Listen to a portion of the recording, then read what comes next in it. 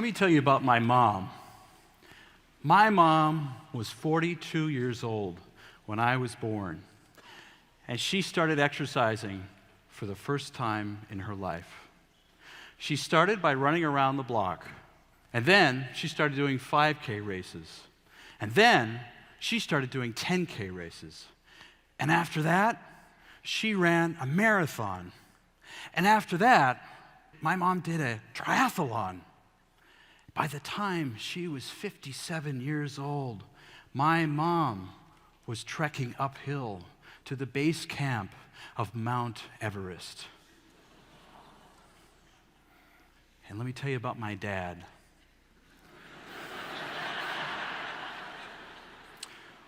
When I was a kid, my dad used to take me to science classes. He was also my calculus teacher in high school. I wanted to crawl under the desk. Well, I learned something important from my mom, the value of health, and I learned something important from my dad, the value of science. And these two values have guided me on my trek through life, and they've helped me appreciate an epidemic that we are all facing. And it's not Ebola. Instead, it is the epidemic of unhealthy living. 500 million people worldwide are obese.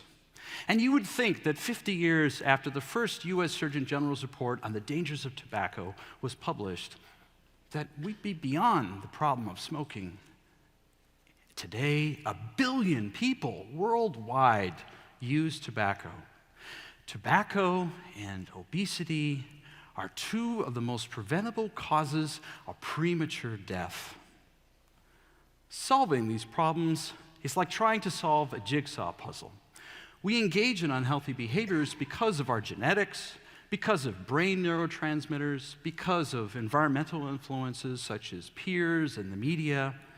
Each of those pieces of the puzzle are not things that you and I can solve on our own. But there is one piece of this puzzle that may hold the key. Our choices about what we do with our cravings to engage in addictive behaviors like smoking or in overeating. Our choices. There is a new science of self-control that may hold the key to reversing these epidemics. It's called willingness. Willingness means allowing your cravings to come and to go while not acting on them by smoking or eating unhealthy. But actually, I'm not talking about willpower, and I'm not talking about power through your cravings. Instead, I'm talking about a different notion of cravings that looks like this. Dropping the struggle with your cravings, opening up to them, letting them be there, and making peace with them. Now, at this point, you may be very skeptical.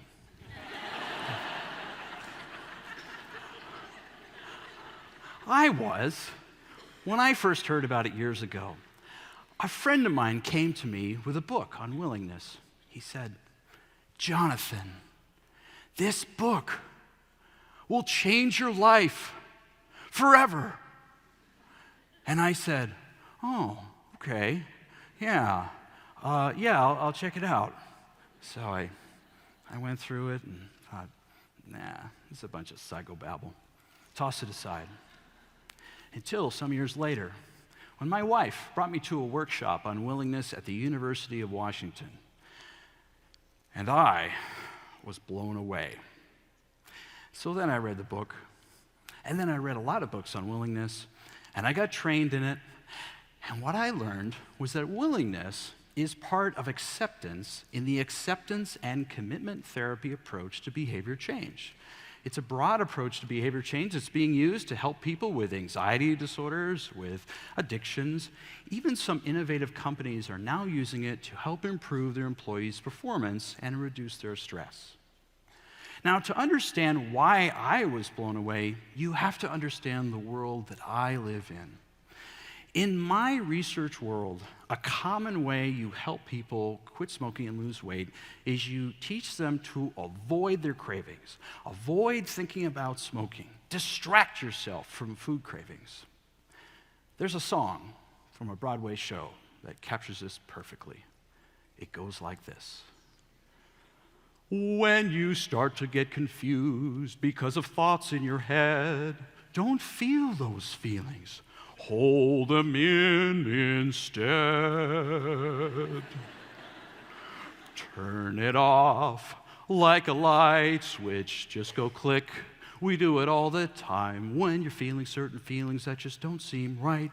Treat those pesky feelings like a reading light and turn them off.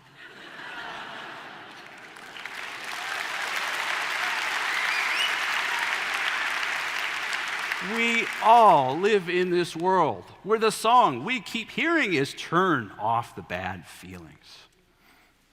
Now, let's take a look at these cookies.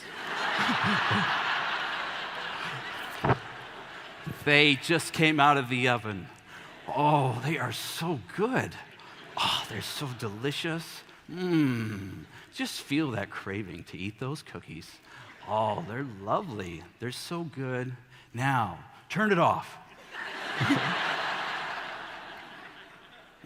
Turn it off. You want those cookies even more now, right? You see the futility of trying to turn it off. You can't turn it off, and maybe you don't have to. Maybe you can leave the light on. Here is how. My research lab at the Fred Hutchinson Cancer Research Center here in Seattle is conducting randomized clinical trials to see if showing people how to be willing to have their cravings is effective for quitting smoking.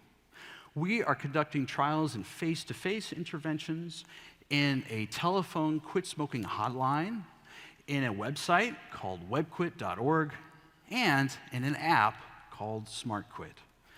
These technologies have the potential to reach millions of people with interventions that could save their lives. That's pretty amazing. And let me tell you about the data.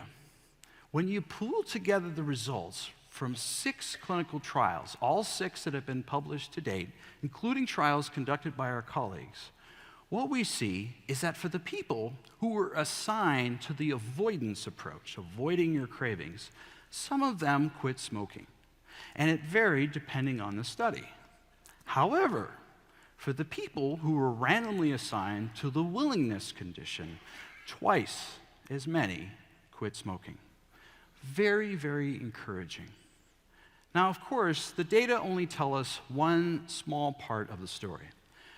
So to help you see willingness in action, I'm going to weave together experiences I've had in counseling people for quitting smoking.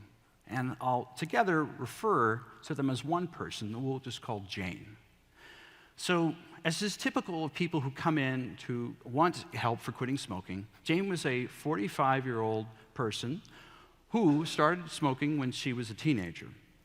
She tried to quit smoking several times, was not successful.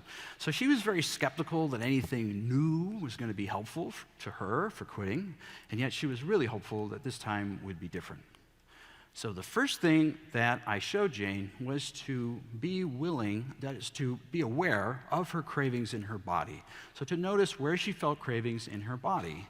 And what I did is I asked her to journal that, and just to track the intensity over time and to see if she'd smoke afterwards. So in the middle of explaining this, she stops me and she says, "What are you talking about? I don't have cravings. I just smoke." So I said, "Well, why don't you try it, and we'll see what happens, and if it doesn't work, we'll try something else." So she came back a week later, and she said, "You know, I've been tracking my cravings. I've been tracking them all the time. And now I can't stop thinking about smoking. What am I supposed to do? Well, before I tell you my answer, let's look behind the scenes. Now, what was probably going on here was that Jane was having cravings all along. And like a lot of us, she was living on autopilot.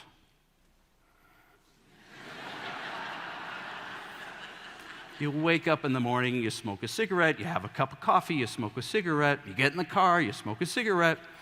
We're often just not aware of what we think and what we feel before we act. So, my answer to Jane was to be willing. And one of the ways I showed her to do that was with an exercise called I Am Having the Thought. So, one of Jane's thoughts before she had a cigarette was, I'm feeling a lot of stress right now. I really need a cigarette. So I asked her to add the phrase, I'm having the thought, like this. I'm having the thought that I'm feeling a lot of stress right now. I really need a cigarette. Then I asked her to add the phrase, I'm noticing I'm having the thought. So, I'm noticing that I'm having the thought that I'm feeling a lot of stress right now. I really need a cigarette. Now, we can all do an exercise like this when we have any kind of negative thought. Like for my thought, that I'm boring all of you with my talk. And I'm having the thought that I'm boring all of you with my talk. So what this exercise did is it gave me a little bit of space between me and my thoughts. And it's in that space that I can choose not to run off the stage in front of 1,500 people. And the fact is, we don't act on every thought we had, because if we did, we'd all be in a whole lot of trouble. So this was helpful to Jane, but there was something else that was really difficult for Jane. And I felt a lot of compassion for her about it. And that was the judgment that she felt from people when she would be outside smoking a cigarette. The criticism from her husband for being a smoker, and the self-loathing that she developed about smoking. And she dealt with this shame by having a cigarette, which gave her relief temporarily until the shame came back.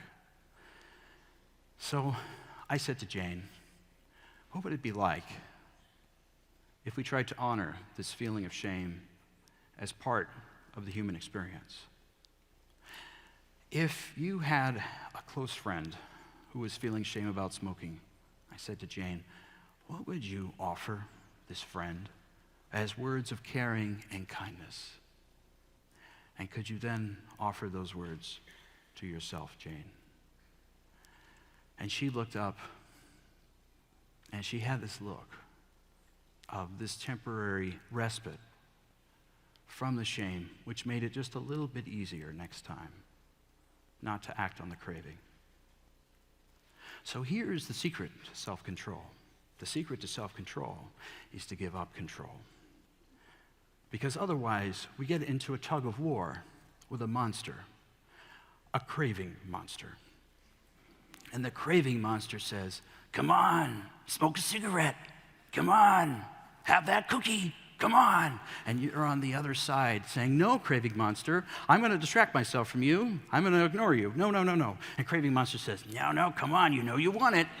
And you're just back here, and you're going back and forth and back and forth, and pretty soon the craving monster overpowers you. You have that cookie, you have that cigarette, until the craving monster comes back. And then you're in the tug of war again, doing what we've learned how to do, unless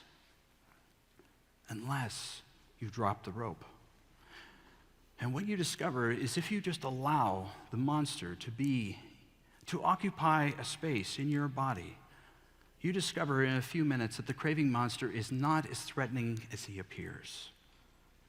And sometimes he even goes away. As we break for lunch, we're going to have choices of what to eat.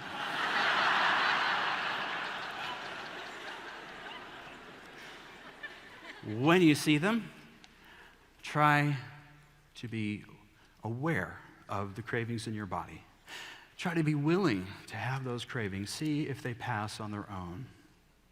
And whatever choice you make, Try to bring a spirit of caring and kindness to yourself, for that is the mountain that we are all climbing. Thank you very much.